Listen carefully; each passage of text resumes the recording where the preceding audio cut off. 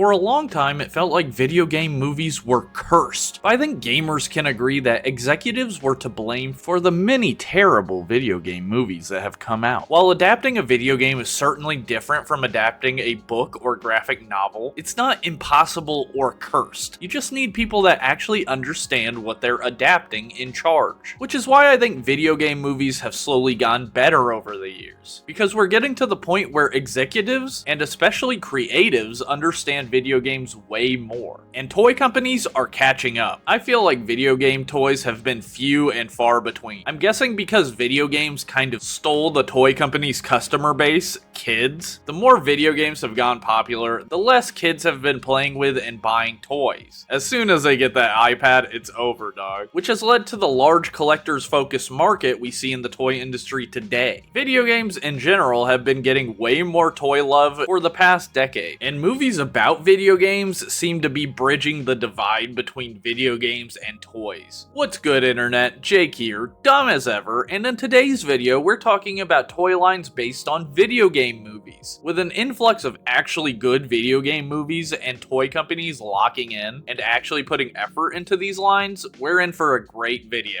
If you enjoyed this video, please consider liking and subscribing so I can defeat Algae Rhythm from Space Jam 2, which I don't think counts as a video game movie, unfortunately.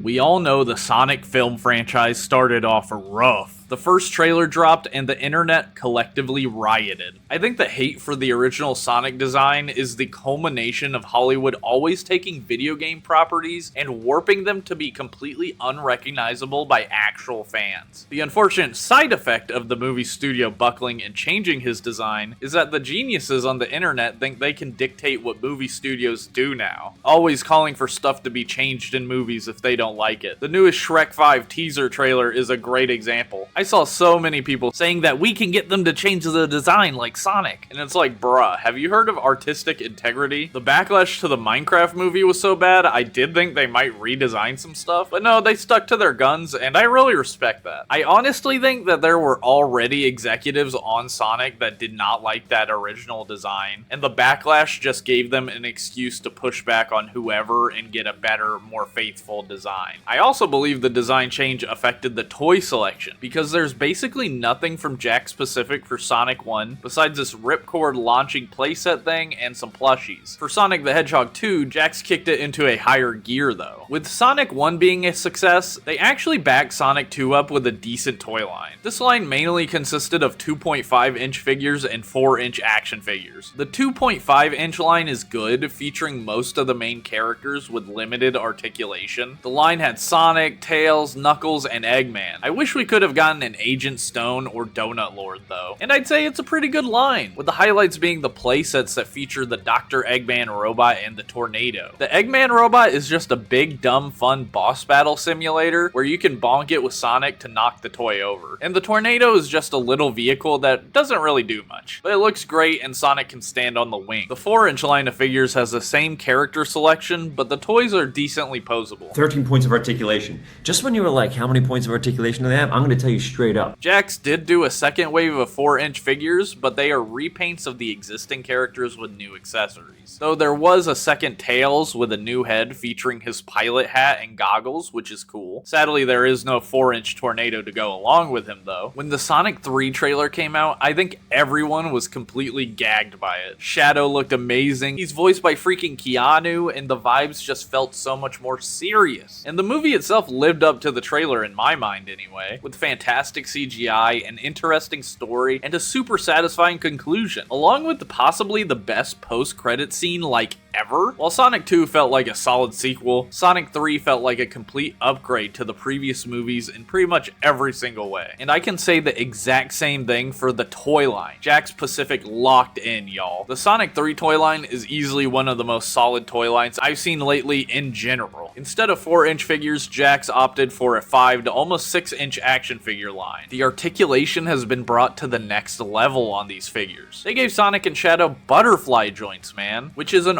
articulation point that lets you move the figure's arms forward and backwards, and is kind of a rarity in action figure toy lines, especially for $15 toys. It's kind of insane, value and quality wise. The first wave features Sonic, Tails, Shadow, and Eggman. I picked up Sonic from this wave, and man, is he an amazing toy. The painting and the sculpting is just phenomenal. And did I mention he has opening and closing hands? He also has waist articulation, and the socks on his shoes are separate pieces just to add to the detail of the character and keep his foot well articulated. The figure uses ball joints for the limbs, and I would just say be careful. The limbs aren't super thin, but they are thin enough that I could see potential breakages happening if you move a limb the wrong way a bit too hard. Wave 2 featured Super Sonic, my boy Knuckles, Tails with the Chow mask from that one scene, and a repack of Shadow. I actually did buy the Chow head Tails because I was barely seeing any of the toys and I was just excited to see something new. I'll probably be keeping him sealed for a reason I'll tell you in a second, though I just have to point out it's such a bizarre choice to make this toy in particular, especially when I think the main 3 wear Chow heads, so why just Tails? Wave 3 brought us Super Shadow and Gerald Robotnik. Yep, that's him, in the saggy flesh. I've personally not seen Eggman or Gerald IRL, but they look like decent figures, and I think it's cool they bothered to make Gerald at all. Wave 3 also includes a repack of Sonic with the Master Emerald, and a repack of Knuckles with the Flames of Disaster! I don't know if there will be a Wave 4, but I really wouldn't mind a post-credit scene Amy and Metal Sonic. Or an Agent Stone? Seriously, this guy has been a main character for 3 movies, and he still doesn't have a proper action figure. We need to get my man into plastic form ASAP, Jack Specific. There was also a Shadow with a bike, which is fun. There's also a Super Sonic and Super Shadow 2-pack where they light up, which is probably the last set I'm after in the line, because I found this awesome 4-pack of Sonic, Tails, Knuckles, and Shadow. Sonic and Shadow both have a light-up gimmick that makes their eyes and quills glow. Due to their gimmick, their articulation is slightly more limited than the regular releases, but otherwise they're pretty much exactly the same. Shadow is amazing, man. Obviously, he's very similar to Sonic, but man, the aura farming he achieves is just crazy. Knuckles is everything I wanted from a Knux toy. He's big, beefy, and the opening hand articulation works the best on his figure, in my opinion. I also love that Jax gave him shiny metallic paint on his Lego brick shoes, just going the extra mile to make the figures look good. Something I haven't mentioned yet is that the figures have these plastic lenses over their eyes, which gives them more depth and that shine from the movie animation. Tails is probably the weakest of the bunch, though I have to point out that his tails have great articulation, though the tails make him back heavy, so you need to turn them upside down for him to stand. These figures are absolutely incredible, and I have to give massive kudos to Jack Specific for these awesome toys. I hope for the Sonic 4 toy line they keep this style of action figure. I think they really outdid themselves with this line. There was also a 2.5-inch line that features all the characters you know and love. Is that freaking Agent Stone? My goat! My goat is small, but still my goat. We still need a proper action figure, man, but I'll take a little stone. Also, this pack comes with Burrito Drone, which is actually a concept that was cut from the movie, where Eggman would be hiding in a motel instead of his crab robot, and the Burrito Drone appears in that concept art. Speaking of the crab robot, we did get a crab robot 2.5-inch playset, which is fun. I like that design from the movie. There's also a large articulated Sonic figure with lights and sounds that is pretty cool. My pal Austin the Brimstone made an excellent video about it, which I recommend checking out. I really cannot wait to see what they cook up for Sonic the Hedgehog 4. These movies really take me back to like Raimi Spider-Man for some reason, so I hope they keep making great movies that focus on fun characters and plots.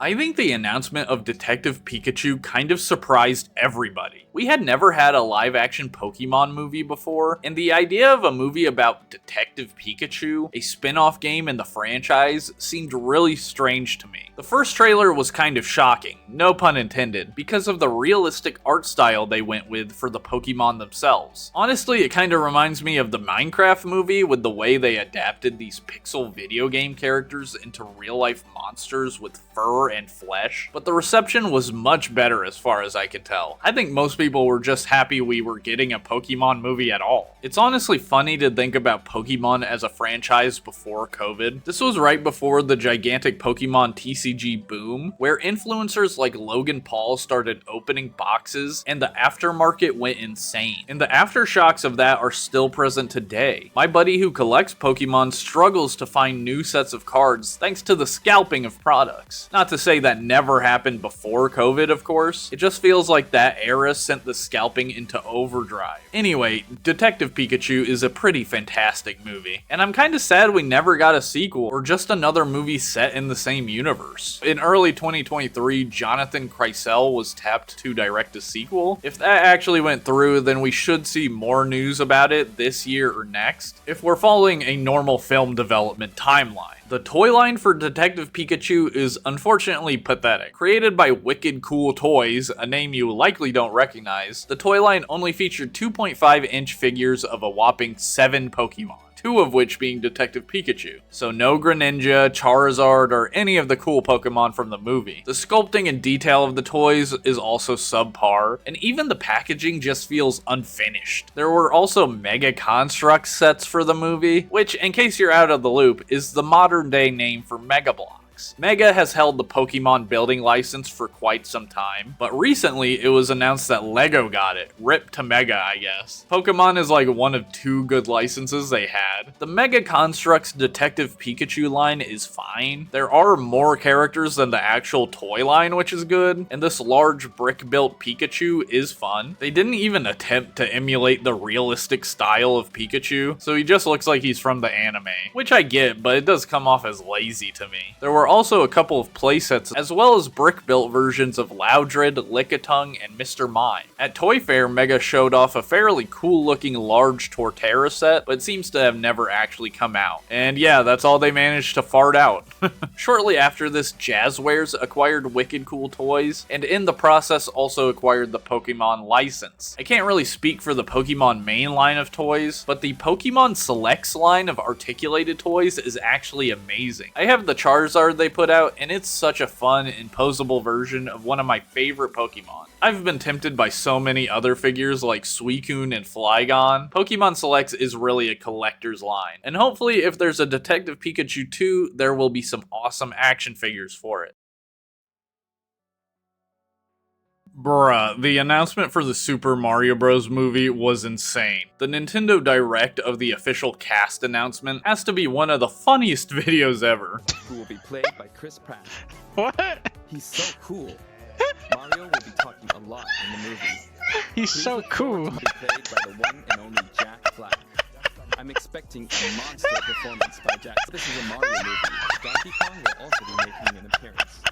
He will be played by Seth Rogen. Seth Rogen is Donkey Kong! The last person I would have thought to play Mario is Chris Pratt, and yet there he is, just squinting at me. Menacingly. Maybe it's just my brain associating the announcement with being funny, but the picture they chose for Chris Pratt just seems so funny in retrospect. Like, why is he making that face? Why is he in black and white? Why did they choose an ultra serious looking headshot for the Mario movie announcement? The Chris Pratt casting, not to mention the casting of Charlie Day, Jack Black, and Seth Rogen, made the Nintendo Direct feel more like an elaborate troll than a real announcement. The months that followed were not kind to Chris Pratt, with him being viciously made fun of. Growing up, man, I spent hours of my life stomping Koopas. Even got made fun of after that first trailer since it barely showcased his voice acting. I will say though, Pratt kind of proved the haters wrong. I actually thought his performance was one of the stronger ones in the movie. He has a really nice, understated Italian accent, and I feel like he kind of has a lower voice throughout the movie, as opposed to his higher pitched tone from something like the Lego Movie. So, in all honesty, I really forgot about the Chris Pratt of it all, and only a few line reads made me remember it was him. I love Charlie Day, but he really was just doing his Charlie Day voice as Luigi, which I thought worked well, but to me, Pratt went a little bit farther for his performance. Obviously, Jack Black was amazing as well as Bowser. Again, I felt like he gave a more understated performance, if that makes any sense, and was less of his usual Jack Black self, especially comparing his performance as Bowser Bowser to his performance as Steve, it's a night and day difference. The movie was supported by a toy line from the company Jakks Pacific, who also do Sonic toys. The Mario movie line had a few different size classes. Let's start with the smallest, the 1.25-inch figures. These are similar to Polly Pocket or Mighty Max figures, where you have an object that opens up into a little playset for the small figures. The question block line of releases is how you could get single figures. You could get a figure and this very lackluster opening question block, which opens into this vague diorama that consists of a single screenshot from the movie as a background image. These feel really lazy to me. The blocks that open could have at least been different or included some items or something. The fun of a Polly Pocket type toy is the big adventures you can have with such a small toy, and these question blocks offer no adventure, though the selection of characters is pretty good, and the larger playsets like the Mario Bros van and Princess Peach's castle are really cool and have that play factor I'd expect. Later on they released a Bowser's Castle and a Donkey Kong Arena, so you pretty much have the whole cast available, which is awesome. Bowser's Castle especially looks cool to me. It looks like it would just be a good display piece in a collection. There was also a small line of 2.5-inch figures that came with vehicles, including Mario with his cart, Princess Peach with her motorcycle, Toad in his monster truck, and a Koopa Troopa in his bullet bill looking motorcycle. These figures have great sculpting, and the carts especially look good. I am sad we didn't get a blue shell Koopa Troopa vehicle though. Finally, we have the 5-inch line of figures, and man, these are great. The first wave featured Mario, Luigi, Princess Peach, and Toad. I have the Mario from this line, and he's a fantastic action figure. The sculpting is amazing, capturing all the little details from the movie that make this guy the movie Mario. Like, just look at all the wrinkles on his hat. They really went into detail with this sculpt. And his articulation is also impressive. He even has a waist joint and a bit of an ankle tilt, which I would not expect from a $15 toy based on the Mario movie. Just like the Sonic 3 figures, he has these glassy sort of eyes that replicate the shiny look of the movie character's eyes well, though his eyes kind of follow you when you turn the figure, which the Sonic figures don't do.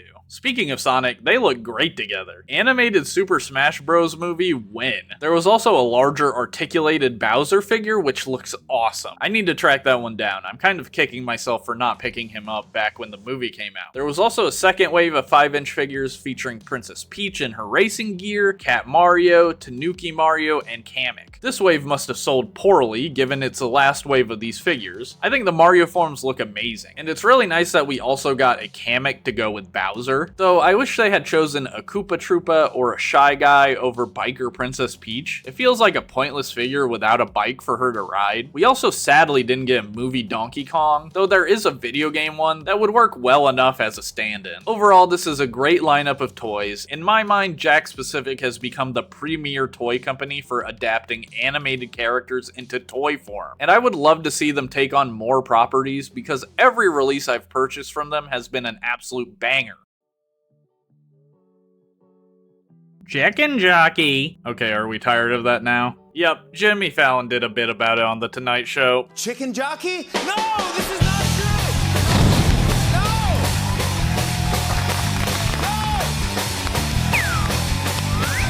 We're cooked. Cooked like lava chicken. A Minecraft movie was certainly an experience. From the moment it was announced Jack Black would be Steve, I knew it was going to be strange, but I never could have imagined the movie we actually got. I've been on record saying the movie was not going to be nearly as bad as the internet was making it out to be, and shocker, I was pretty much right. It's an inoffensive action-adventure movie where Jack Black says Minecraft words for an hour and a half. It was actually funny at times, and while I understand if you don't like the Minecraft character designs, I didn't mind them. And I also thought the CGI work was actually great. I hardly ever thought about the CGI, which was helped by the movie's use of practical sets and props. There were some moments in the movie that had me wheezing, particularly the Elytra chase scene. Obviously, a Minecraft movie isn't Citizen Kane, and it has some definite issues. One of the biggest in my mind being how the women in the movie are separated and sidelined. At some point, the guys and the girls get split up due to the piglins attacking, and the girls are given pretty much nothing for a half hour or more. And even when they come back, I can't recall any huge hero moments for them. The movie really fell into my little territory on the internet when the toys started to be found in the wild. Like an actual cryptid, the Minecraft movie Jack Black toy appeared, and only blurry pictures of him were available online for a few days. I think most likely some of the toys got put out onto the shelves a little early, because Mattel had not even formally announced these figures to the public. Soon, more and more pictures of the toy line started hitting the internet, and the internet reacted to these toys about as well as they did the movie itself. I've seen so many people say that the Jack Black Steve toy looks like a fake advertisement you would see on Adult Swim, and I have to agree, it is just an incredibly bizarre toy in a vacuum. And the fact that Mattel really went in on the detail and sculpting just makes it funnier. Like, this is an amazing looking Jack Black toy.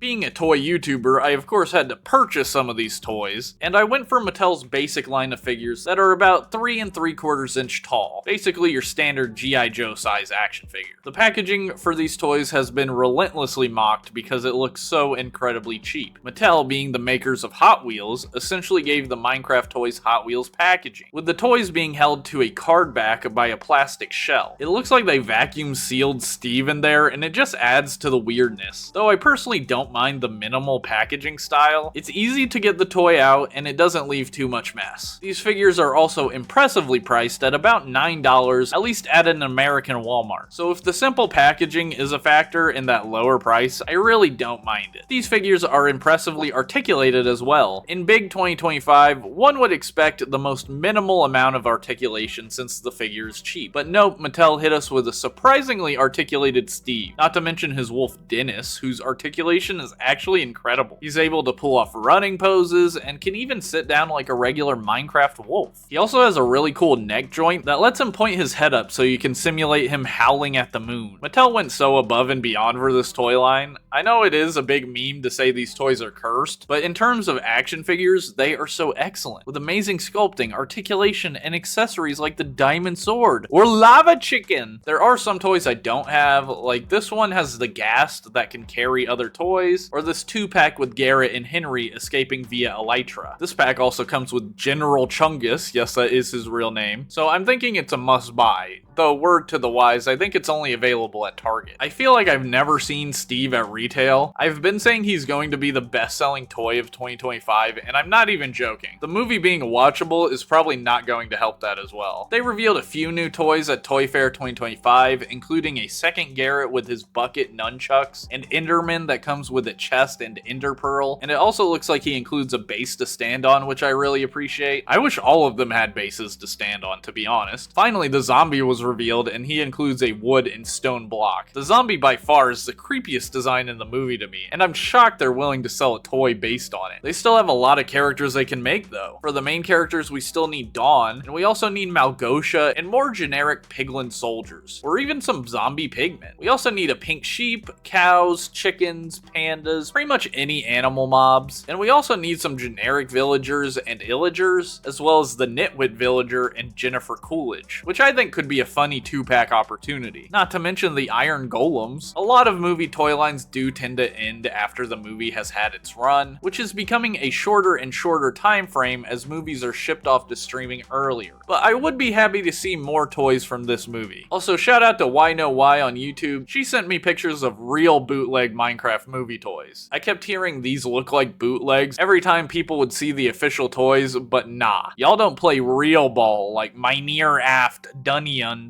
Jungle Awakens. We got Eric, Henry, On, Natalie, and Eve. Garrett and Steve look like they're slowly morphing into aliens. Natalie looks like she just witnessed a hit and run. Henry looks dead inside, and Don looks locked the hell in. A Minecraft movie has been a bizarre ride, and I'm looking forward to seeing more in the future. I think it really could be a Sonic situation where they just lock in and make stuff fans really love. Oh, also, we need a chicken jockey figure. Guys, I'm not even joking. As I'm editing the audio for this video, a chicken jockey toy got announced. It comes with Garrett and a creeper. Kind of random that the creeper is in there. I don't know. I would have preferred like an illager or something, but hell yeah, brother. Chicken jockey toy. Let's go. This is where I would put a Five Nights at Freddy's movie toy section, if I had one. At least Jazzwares has a license now. Maybe we'll get a FNAF 2 line. Thanks for watching. Please consider liking and subscribing. And if you'd like to support me further, I have a YouTube membership and Patreon. For $1 a month, you can join my private Discord where we have tokusatsu and movie nights. Our next movie night is going to be Godzilla Minus One on May 10th, 2025 at 6 p.m. EST. Don't worry if you missed it though, there's always another movie night on the horizon. Alright y'all, thanks for watching and I'll see you in the next one. Ciao.